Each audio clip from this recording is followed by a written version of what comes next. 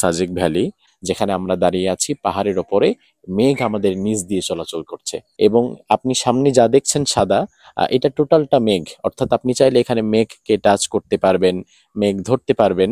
অর্থাৎ মেঘের চাদরে আল্লাহ সুবহানাহু ওয়া তাআলা কেমন যেন গোটা পাহাড়টাকে ঢেকে রেখেছে। মেঘের চাদরে পাহাড়টা ঢেকে গিয়েছে। তো আল্লাহ বলছেন সুকনাহু লিবালাদিম মাইয়িত, এই মেঘগুলো রান করে আমি আল্লাহ সুবহানাহু ওয়া তাআলাকে মেঘগুলোকে ফেরেশতাদের মাধ্যমে মৃত জমিনের কাছে নিয়ে যাই, যে জমিনে পানি প্রয়োজন।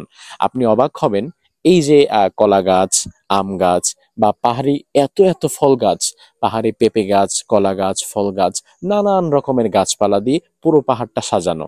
তো এই গাছগুলোতে জীবনে কেউ পানি দেয়? আসসালামু আলাইকুম রহমতুল্লাহ। এই মুহূর্তে আমরা অবস্থান করছি প্রাকৃতিক সৌন্দর্যের অন্যতম একটি জায়গা, সেটার নাম হচ্ছে সাজেক ভ্যালি। সমুদ্রপৃষ্ঠ থেকে প্রায় 1800 ফুট উচ্চতা, অর্থাৎ এত বেশি উচ্চতা যেখানে মেঘমালা আমাদের নিচ দিয়ে চলাচল করে। যে মেঘ আমরা স্বাভাবিকভাবে খালি চোখে তাকালে উপরে দেখি, সেই মেঘ এখন আমাদের বহু নিচে। আমরা অনেক উঁচু একটি পাহাড়ের উপরে একটি কটেজ, বাঁশ এবং কাঠ দিয়ে বানানো সেই কটেজে অবস্থান করেছি। তো একটা বিষয় দেখেন, আল্লাহ সুবহানাহু ওয়া তাআলা কোরআন কারীমের মধ্যে বলছেন ওয়া আলকা ফিল আরদি রাওয়াসিয়া আন তামিদা বিকুম, অর্থাৎ এই যে পাহাড়, আমরা কিন্তু মূলত এখন একটা পাহাড়ের উপরে। তো আল্লাহ তাআলা বলছেন যে যেই পাহাড় আমি জমিনে বানিয়েছি তোমাদের জন্য, এই পাহাড় মূলত বানিয়েছি যেন জমিন তোমাদেরকে নিয়ে নাড়াচাড়া করতে না পারে। অর্থাৎ ওয়াজআলনাল জিবালা আওতাদা, অর্থাৎ আল্লাহ তাআলা এই পাহাড়গুলোকে অনেকটা পেরেকের মতো জমিনের মধ্যে গেড়ে দিয়েছেন, যেন এই পাহাড়গুলো জমিনকে ভারসাম্যটা ঠিক রাখতে পারে। আর এখন আপনি বলবেন যে হুজুর পাহাড় কোথায়? আসলে আমরা অনেক বেশি উঁচুতে, এবং আপনি সামনে যা দেখছেন সাদা, এটা টোটালটা মেঘ। অর্থাৎ আপনি চাইলে এখানে মেঘকে টাচ করতে পারবেন, মেঘ ধরতে পারবেন। অর্থাৎ মেঘের চাদরে আল্লাহ সুবহানাহু ওয়া তাআলা কেমন যেন গোটা পাহাড়টাকে ঢেকে রেখেছে। মেঘের চাদরে পাহাড়টা ঢেকে গিয়েছে। আল্লাহ সুবহানাহু ওয়া তাআলা কোরআনে কারীমের মধ্যে বলছেন যে ওয়াহুয়াল্লাযী ইউরসিলুর রিয়াহা বুশরাম বাইনা ইয়াদাই রাহমাতিহি, অর্থাৎ তিনি সেই আল্লাহ যিনি তোমাদের জন্য একটি রহমতের পূর্বাভাস হিসাবে বাতাস পাঠায়। হাত্তা ইদা কাল্লাত সাহাবাং ফিকালা সুকনাহু লিবালাদিম মাইয়িত, এরপরে আল্লাহ তাআলা সেখান থেকে মেঘের সৃষ্টি করে।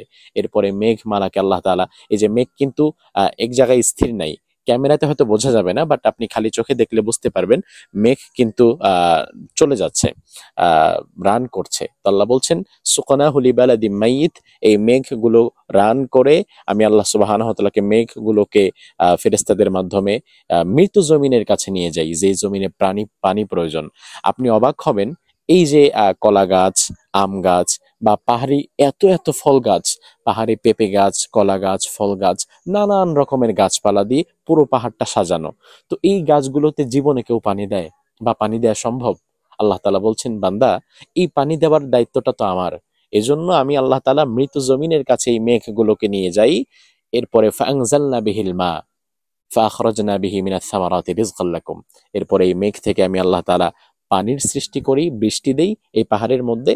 এরপরে পাহাড় থেকে বিভিন্ন ধরনের শাক সবজি ফলমূল তোমরা খেয়ে থাকো।